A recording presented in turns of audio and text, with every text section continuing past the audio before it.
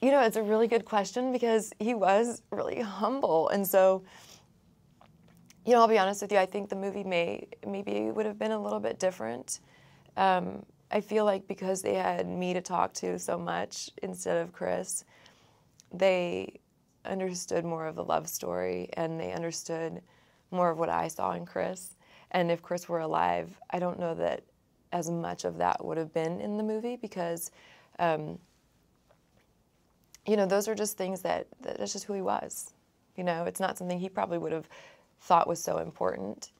But loving somebody, you see different things in them and you feel like different things are important to them. You know, I'm sure we're all like that. What we think are our greatest qualities, maybe our spouse or our family members say, no, those are good qualities, but what I really love most about you is this, you know? And so I think it would have been different, but I feel extremely confident that, you know, in heaven looking down, Chris would say we did a great job, and he would say that,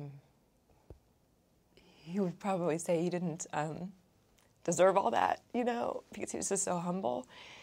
And yet I think he would like that it shows the flaws along with the triumphs because that's who he was, you know, just take him or leave him. He's just a guy, you know, that's what he would always say is, you know, I remember there was a book signing and there was a guy who'd been waiting 3 hours to get his autograph and he came up to the front and said, oh, you know, it's so nice to meet you. I've been waiting 3 hours. And Chris said, oh man, I'm so sorry. And he goes, no, it's okay. And he goes, no, I mean, you wait all this time, you get up to the front, and you find out it's just another dumb redneck standing here, you know, and that was who he was. So I think he'd be happy, but I think he'd be humble.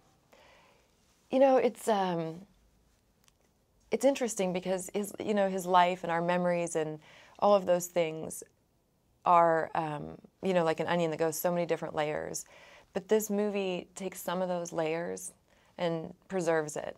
So I feel honored and I feel extraordinarily blessed that it's out there for a few reasons, not only for people to remember and know Chris, but for people to know the story that all service people have, really. I mean, like I said, it doesn't really matter where you're from. It doesn't matter what time period you live in.